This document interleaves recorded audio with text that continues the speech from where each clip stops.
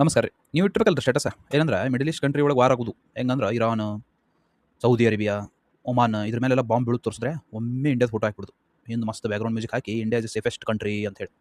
ಅದ್ರ ಒಬ್ರು ಇಂಡಿಯಾ ಎದಕ್ಕೆ ಸೇಫೆಸ್ಟ್ ಕಂಟ್ರಿ ಅಂತ ಹೇಳಿ ಸ್ಟೇಟಸ್ ಇಟ್ಟರೆ ಏನು ರೀಸನ್ಸ್ ಅನ್ನೋದನ್ನ ಈ ವಿಡಿಯೋದಾಗ ತಿಳ್ಕೊಳ್ಳ್ರಿ. ಒಂದೇ ರೀಸನ್ ಏನಂದ್ರೆ ಇಂಡಿಯಾ ನ್ಯೂಕ್ಲಿಯರ್ ಪವರ್ ಕಂಟ್ರಿ ಅಂದ್ರೆ ಇಂಡಿಯಾ ಕಡೆ ನ್ಯೂಕ್ಲಿಯರ್ ವೆಪನ್ಸ್ ಅದಾವೆ. ಇದಕ್ಕೆ ಮೇನ್ ಥ್ಯಾಂಕ್ಸ್ ನಾವು ಯಾರಿಗೆ ಹೇಳ್ಬೇಕಂದ್ರೆ ಹೋಮಿ ಜಹಾಂಗೀರ್ ಬಾಬಾ ಅವರಿಗೆ. ಇವ್ರೇನಂದ್ರೆ father of Indian nuclear program ರೀ ಇವರು. ಆಮೇಲೆ ಇಂದಿರಾ ಗಾಂಧಿ ಅವರಿಗೆ ರೀ, ಯಾಕಂದ್ರೆ ಇವರು ನ್ಯೂಕ್ಲಿಯರ್ ಬಾಂಬ್ ಮಾಡಕ್ಕೆ ಪರ್ಮಿಷನ್ ಕೊಟ್ಟವರು. ಮೂರನೇದವರು ನಮ್ಮ ಅಟಲ್ ಬಿಹಾರಿ ವಾಜಪೇಯಿ ಸರ್. ಇವರಿಗೆ ಅದಕ್ಕೆ ಥ್ಯಾಂಕ್ಸ್ ಹೇಳ್ಬೇಕಂದ್ರೆ ಇವರು ನಮ್ಮ ಇಂಡಿಯಾ ನ್ಯೂಕ್ಲಿಯರ್ ಪವರ್ ಅಂತೇಳಿ ಟೆಸ್ಟ್ ಮಾಡಿ ಘೋಷಣೆ ಮಾಡಿದಂಥ ಪಿ ಎಮ್ ರೀ ಅವರು, ನಮ್ಮ ಅಟಲ್ ಬಿಹಾರಿ ವಾಜಪೇಯಿ ಸರ್. ಇನ್ನೊಬ್ಬರು ಮರಂಗಿಲ್ಲ ನಾವು, A P J Abdul Kalam ಅವರು. ಇವರು ಟೆಕ್ನಾಲಜಿಕಲಿ ನಮ್ಮ ಇಂಡಿಯಾ ನ್ಯೂಕ್ಲಿಯರ್ ವೆಪನ್ ಮಾಡಕ್ಕೆ ಹೆಲ್ಪ್ ಮಾಡಿದವರು ಇವರು. ಇದೇನು ಬಿಟ್ಟು ಎಲ್ಲರಿಗೂ ಗೊತ್ತೈತಿ ನೀವು ಇಂಡಿಯಾ ನ್ಯೂಕ್ಲಿಯರ್ ವೆಪನ್ ಅದ್ರ ಸಂಬಂಧ ಅಟ್ಯಾಕ್ ಮಾಡಲ್ಲ. ಇದೇನು ಎಲ್ಲರಿಗೂ ಗೊತ್ತೈತಿ. ಸಣ್ಣ ಹುಡುಗನು ಕೇಳಿದ್ರು ಹೇಳ್ತಾನೆ ಇದನ್ನು ಅಂತ ಅನ್ಬೋದು ನೀವು. ಆದ್ರೆ ನಾನು ನಿಮಗೆ ಒಂದು ಮಸ್ತ್ ಇಂಟ್ರೆಸ್ಟಿಂಗ್ ವೆಪನ್ ಬಗ್ಗೆ ಹೇಳ್ತೀನಿ ಬರ್ರಿ. ಏನಂದ್ರೆ ಅದಕ್ಕೆ ಏನು ಕರಿತೀವಿ ನಾವು LRASHM ಅಂತ ಕರಿತೀವಿ ರೀ.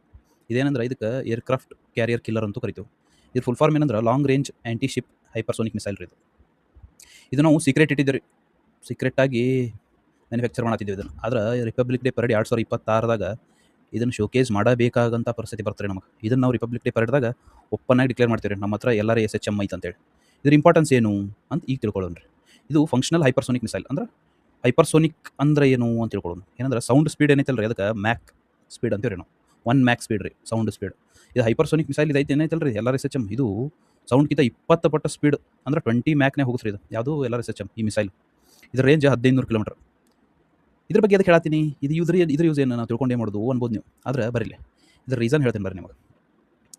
ನೀವು ಇನ್ನೊಂದು ಕೇಳ್ತೀರಿ ರೀಸೆಂಟ್ ನ್ಯೂಸ್, USA ಏನು ಮಾಡೈತಿ ವೆನಿಜುವೆಲಾ ಪ್ರೆಸಿಡೆಂಟನ್ನು ಎತ್ತಾಕೊಂಡು ಹೋಗ್ಬಿಟ್ರಿ ಇವರು ಅಂತ ರಾತ್ರಿ ಬಂದು ಎತ್ತಾಕೊಂಡು ಬಂದುಬಿಟ್ರು ಅಂತ ಕೇಳಿರ್ತೀರಿ ನೀವು. ಆಗ USA ಐತಿ, ಆಗ ಇಲ್ಲಿ ಐತ್ರಿ ವೆನಿಜುವೆಲಾ ಇಲ್ಲೈತಿ.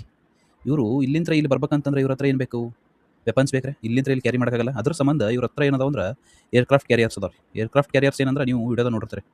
ಹಿಂಗೆ ಒಂದು ಶಿಪ್ ಇರುತ್ತೆ, ಅದ್ರ ಮೇಲೆ ಏನೋ ರೋಡ್ ಇರ್ತೈತಿ, ಎಷ್ಟು ಏರ್ಪ್ಲೇನ್ಗಳು ಇರ್ತಾವೆ, ಹೆಲಿಕಾಪ್ಟರ್ಗಳು ಇರ್ತಾವೆ. ಇವ್ರೇನು ಮಾಡ್ತಾರೆ, USA ಎಲ್ಲೇ ಆಪರೇಷನ್ ಮಾಡ್ಬೇಕಂತರೂ ಏರ್ಕ್ರಾಫ್ಟ್ ಕ್ಯಾರಿಯರ್ಗಳನ್ನ ತೊಗೊಂಡು ಹೋಗಿ ಒಂದು ವಾರದ ಮುಂಚೆ ಇಲ್ಲಿಂದ ಬಿಡ್ತಾರೆ ಇವ್ರು ತಂದು.